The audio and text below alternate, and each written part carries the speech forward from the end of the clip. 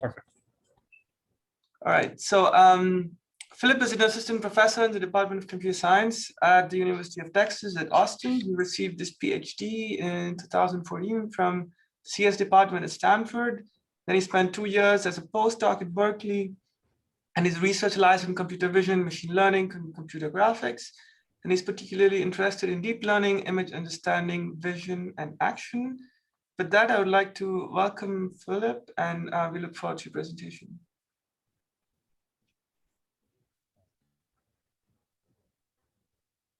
Thank you very much. Let me see. Sorry, just a second.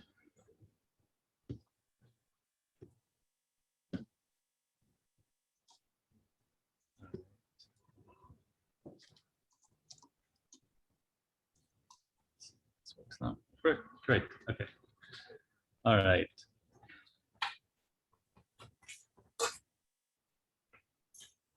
Thank you for a very nice introduction. Yeah, so today I'm going to talk mostly about computer vision, and in particular, kind of in the beginning, mostly about image recognition, and then we'll switch over to 3D recognition.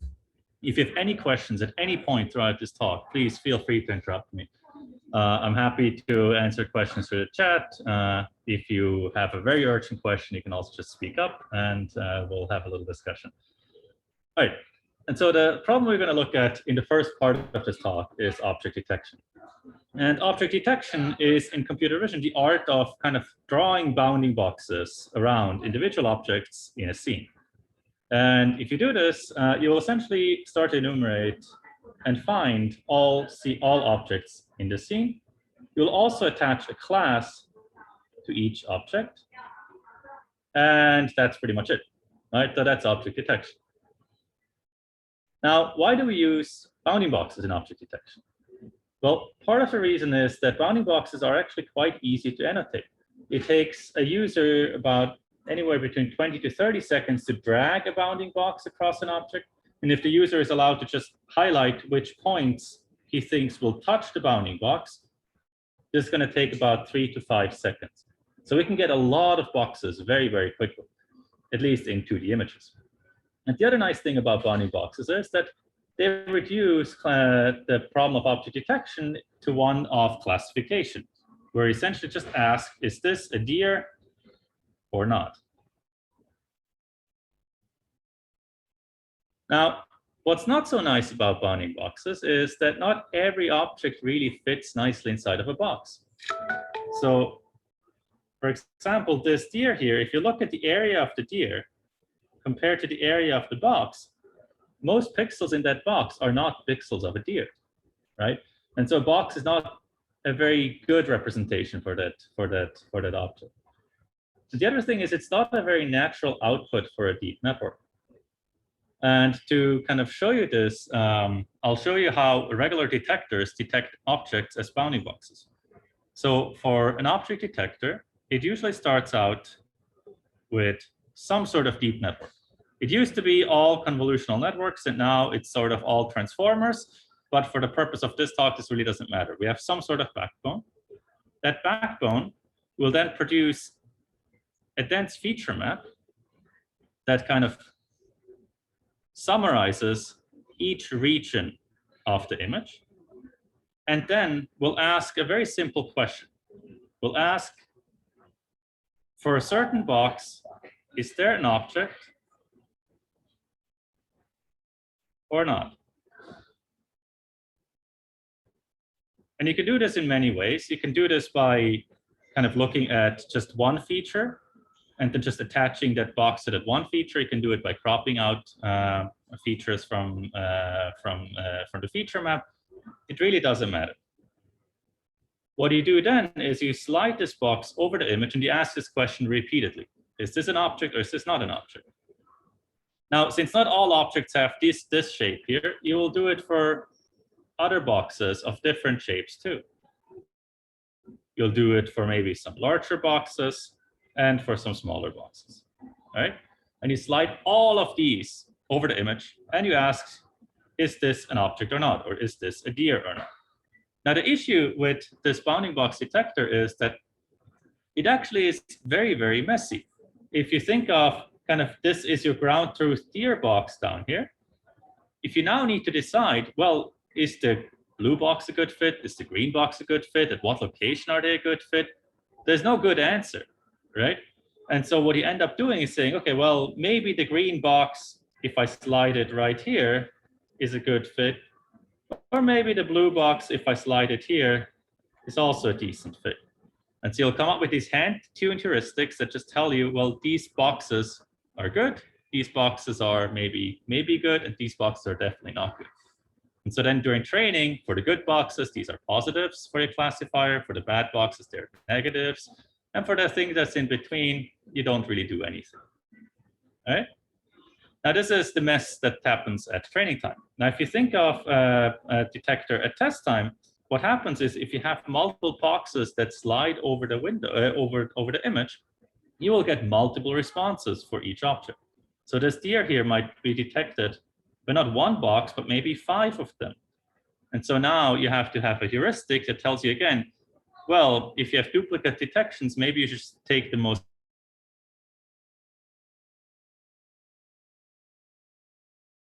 So I hope by now I've shown you that box-based detectors are a little bit messy. Now, is there another way to think of objects that is not thinking of them as boxes? And one way my group has been trying to push for a while has been to represent objects as individual points. So instead of saying that we have objects be boxes that surround the object, we now have them just be points at the center of the object. Now, what changes when we have objects be points? Well, first of all, points are actually even easier to annotate. I think it takes about 2 seconds to annotate a point if you'd really want to. It also reduces to a nice computer vision problem, which is key point estimation. And points themselves are actually independent of the shape of the object.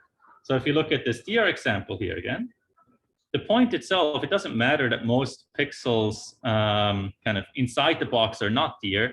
The point is just one representation of that object that doesn't care about kind of what the density of deer versus not deer pixels are.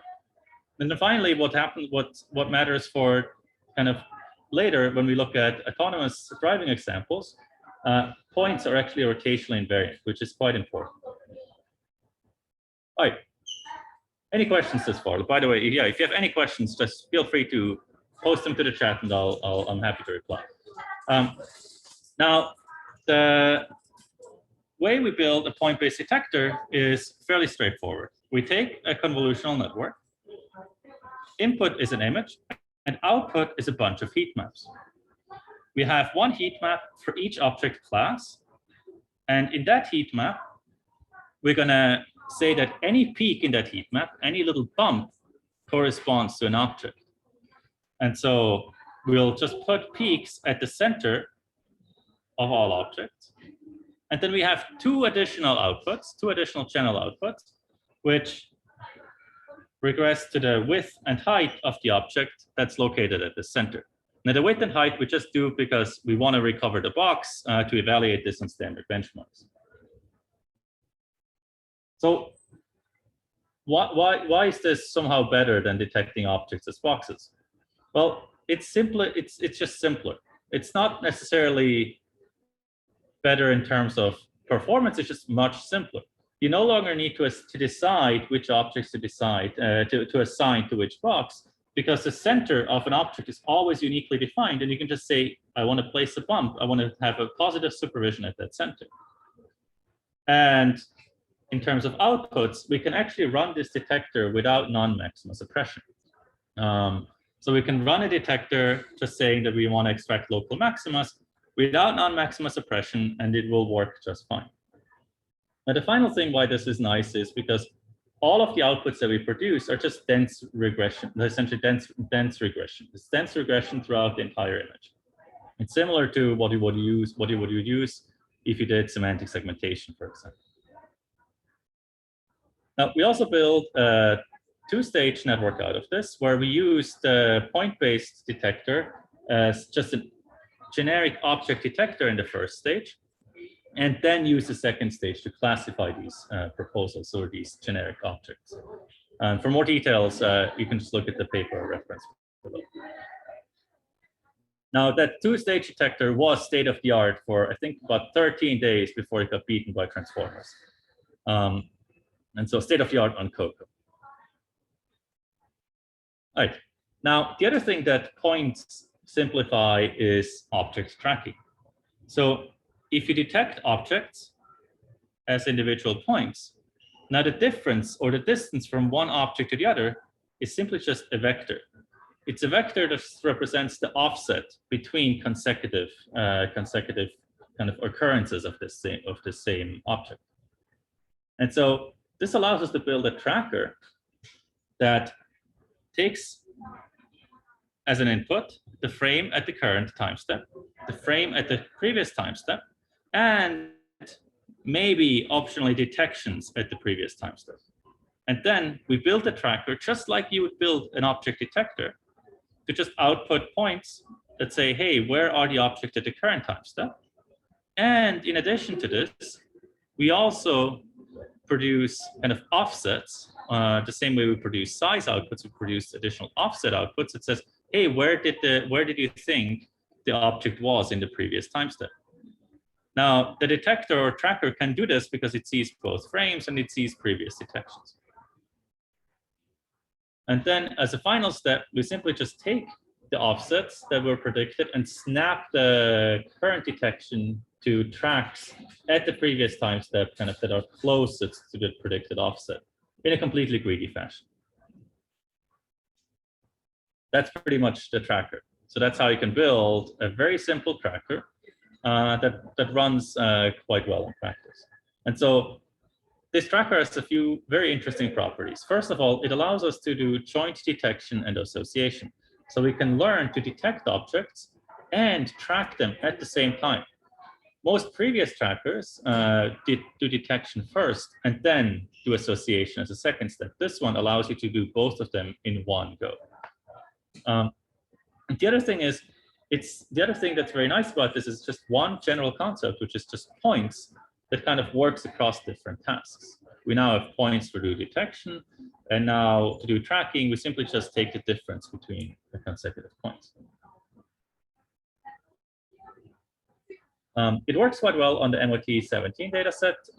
When we published this, we came in second behind LSST.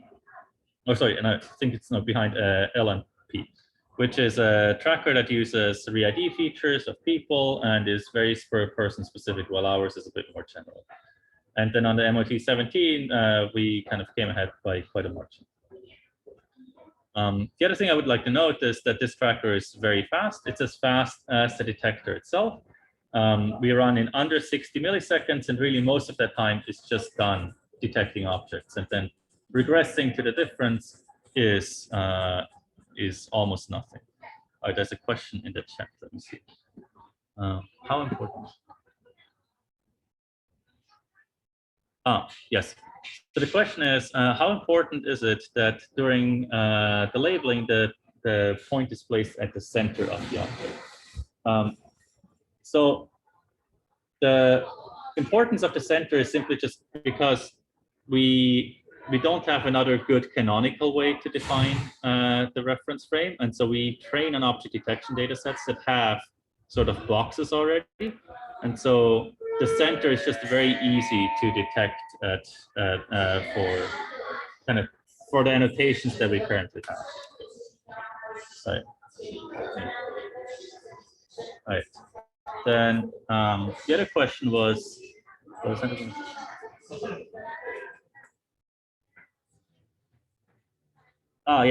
yeah. So again, so we define the center as the center of the bounding box, which is uniquely defined. If you would ask a human to annotate the center, yes, you would have some issues. And there's some other great work that does object detection by looking at kind of sort of deformable points and links them up to deformable points. And I can give you a pointer later if you contact me. All right. But with that, let's move on. We also did quite well on the KITTI data set. So there, most of the gains we have is just because our detector is slightly better.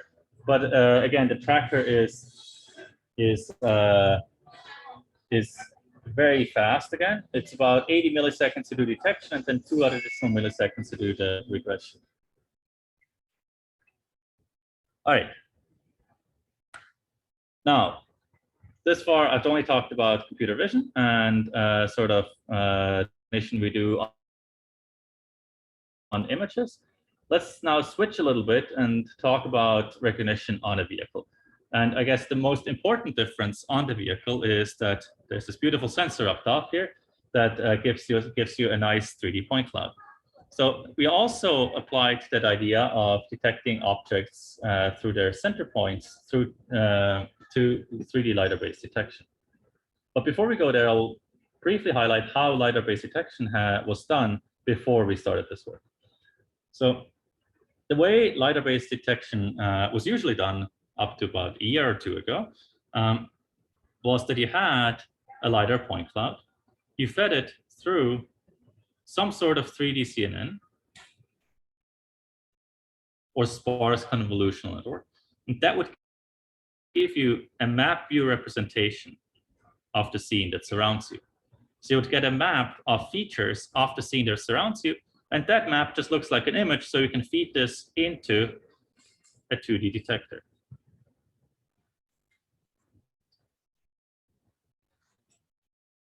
All right, and then the 2D detector would go and find all objects the way it always does it, but just placing bounding boxes that are nicely aligned to the kind of map around each object. Now the issue with this, well, let's talk about the positives. The positives is that this problem actually reduces to 2D detection, which is very well studied. So you can use all the technologies that he had from 2D detection. The only thing needed to do is kind of switch out the input, which is now this map view, and the sort of encoding of the LiDAR, which is a 3D convolutional network. And in addition, you also predict a new output, which is the 3D bounding box that's not quite aligned with the 2D bounding box. And the reason why this is not a very successful, or like why this is sort of a problematic approach, is that objects in this map can actually arbitrarily rotate. And now you're asking the 2D detector to fit a nice 2D box to an object that might be arbitrarily rotated. And so this works well if objects are aligned with you. It doesn't work if you're, for example, turning left here and objects all of a sudden are at a 45-degree angle. Now, in our approach, we just use the same thing as before. We detect and track objects as points. And the nice thing about these points is they're somewhat invariant to the rotation. And so the way we do this is we use a 3D backbone that gets us this map view feature map. Then we strap a point-based detector up top.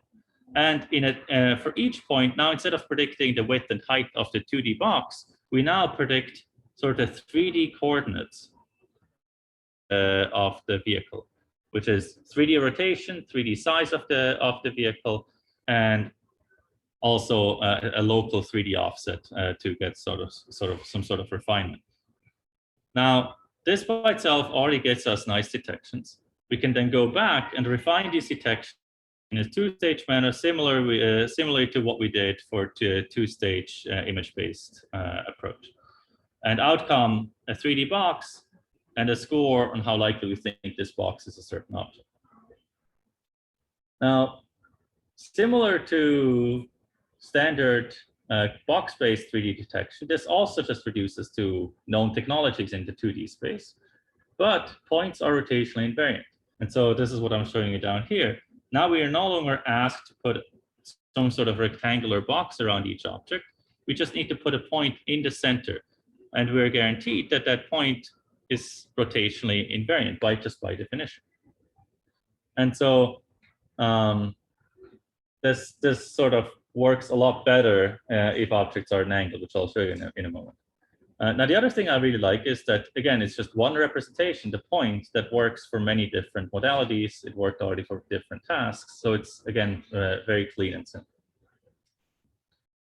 Now, to show you that what I meant with it works better if objects are at an angle, I'm comparing here a box-based detector, which is the gray numbers here, to a point-based detector, which is our detector. And if you look at objects that are not rotated much, that are more or less either at a 90-degree angle or parallel to you, there's really not a big difference between box-based and point-based. The same is true for slightly rotated objects. For slightly rotated objects, just by the virtue of the way, I guess, the data set was constructed, box-based detectors actually work slightly better. We don't have a good explanation for why this is. I just think it's probably just the data. But if you look at objects that are close to a 45-degree angle, there you can see that the point-based detector works a lot better, especially for vehicles. Then if you look at the person class, here the point-based detector works better throughout, and that's simply just because the point-based detector actually does better for small objects than the box-based ones. We also did quite well on the new scenes challenge. I think we came in first at NearEps and are now still at around 4th place. And I think one very nice thing is that the majority of the top performing methods nowadays do use center point, which is the point-based detector that we developed.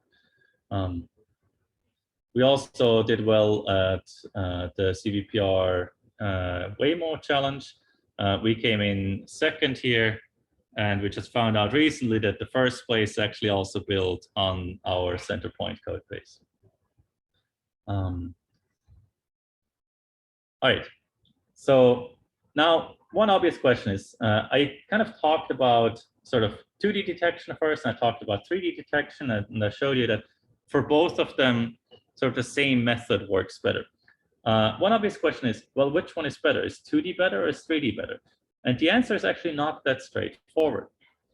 If you just look at detections visually, and so here I'm showing you in green Lidar detections, and in blue I'm showing you color image-based detections. First of all, for most objects, there's not a significant difference. All right. If you look at faraway objects, you can see that small objects are easier detected in the color image here. And that's mainly because small objects are better visible in the color image, and the LiDAR just doesn't have the resolution to detect these objects. Here again, small objects or slightly occluded objects are better detected in color images, again, just because of the resolution. But one thing that's quite curious, and kind of we didn't realize when we started this experiment, is that there's also lots of kind of non-obvious mistakes that happen in LiDAR but doesn't happen in color images. And so this here is shows an example of the LiDAR sensor just bouncing off sort of trees and grass and other things that it probably doesn't see in every day, and it gets completely confused and it puts vehicle detections all over. While the color image itself is still able to detect this heavily occluded car back here. And so just visually, if you actually look at detections in 2D and 3D, they are quite similar if you project them into a 2D view. Now, the main difference between 2D and 3D is actually that in 3D, the metrics are just way harsher. The 3D overlap-based metrics are just way too harsh for any sort of 2D or monocular 2D detector to predict well, at least in its current state. But then on the other hand, 2D detections actually are nice because they deal better with sort of outliers or things that haven't been seen before in the data set.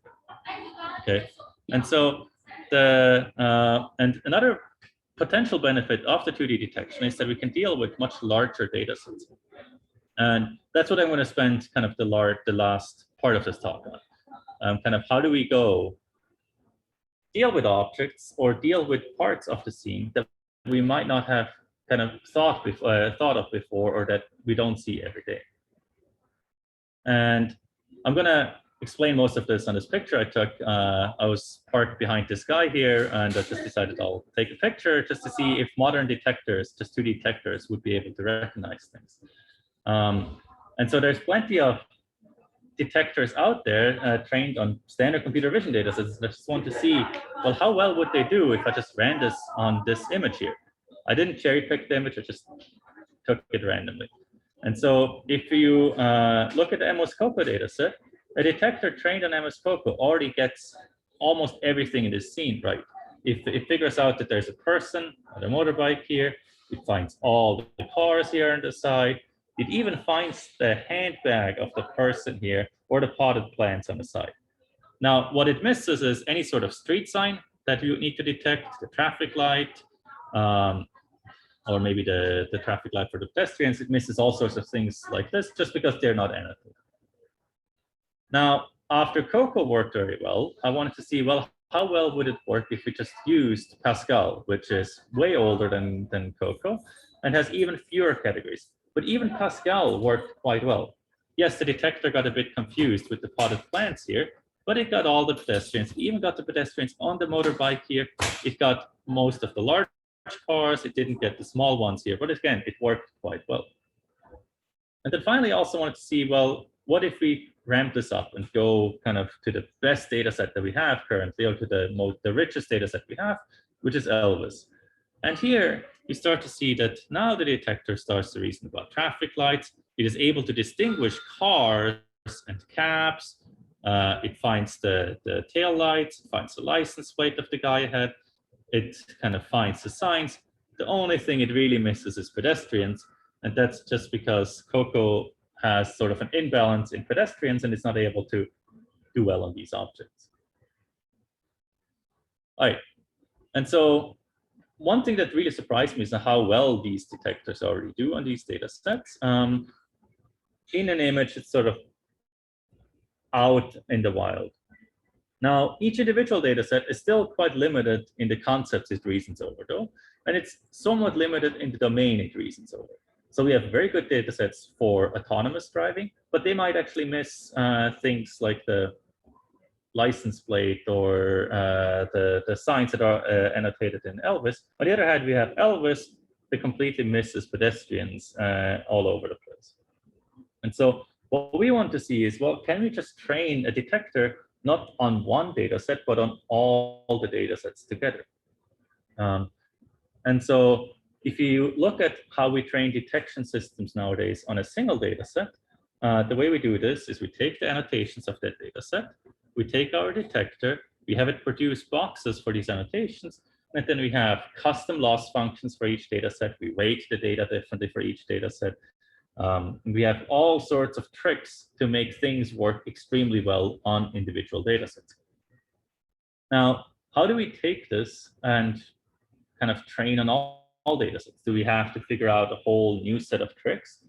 Now, our answer is, luckily you don't. You just pretend like you're training on many individual data sets at the same time.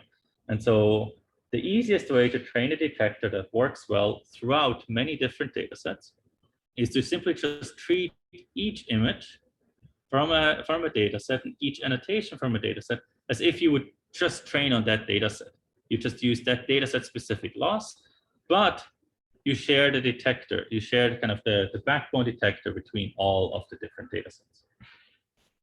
And so to be more specific, we build a unified detector that has different output heads, one for each data set. And that output head is now supervised by a loss that is specific to that data set. And then, we also sample images from the data set sort of evenly so that we get the same number of open images, COCO or Objects 365, which is the 3 large data sets we used here, images from to the detector. Now, what this gives you is gives you a detector that produces kind of everything it has ever learned from all the data sets. But now if it sees a car, it will tell you that maybe it's a car from dataset B, or it's a vehicle from dataset C, or it's a car from dataset D. And so you'll get these duplicate detections. Now, a hacky way to remove these duplicate detections would be to simply just use non-maximum suppression to get rid of them. But there is actually a much nicer way, which is you can use the duplication that it produces to sort of compute the co-occurrence. How often do certain outputs co-occur? And then use an optimization to merge these classes from different data sets into common shared concepts. And so if you're interested in how this works and how the optimization works, I have the citation link to the paper that does this. Now, this approach won the Robust Vision Challenge in 2020 by quite a big margin. Now, what's interesting here is that for each individual data set, we actually got very close to sort of what the state of the art in that data set was back then. It also generalizes very well to new data sets. So we trained this detector on 3 large data sets and then want to see, well, if we apply to arbitrary new data sets, how well could we do? And so our unified model here kind of consistently outperforms all sorts of baselines in certain terms of like training on individual data sets or training an ensemble of all the data sets, or even kind of training a model with split outputs. And it gets quite close to dataset specific models on certain datasets, such as cityscapes or the VOC Pascal. And with that, I'm happy to take any more questions. I just want to recap a little bit. So what point-based recognition really allows you to do is it allows you to have one sort of general representation that generalizes across multiple tasks, and also kind of gets you to a point where you maybe can start to build detectors that generalize across different data sets.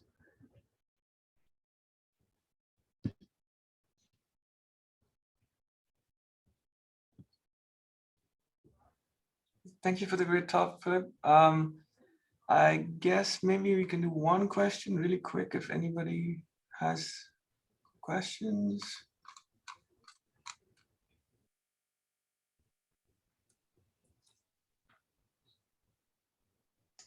I had a quick question. If there's anyone else could stop the question.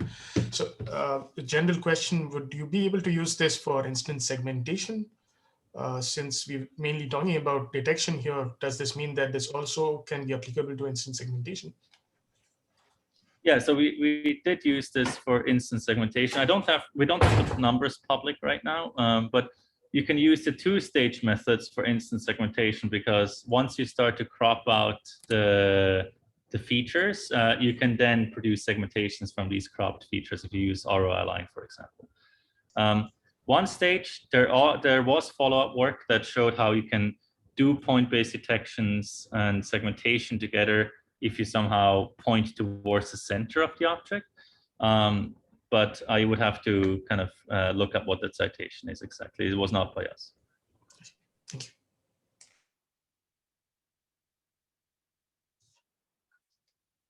Thanks a lot, Philip. I guess let's move on in the interest of time for the next talks.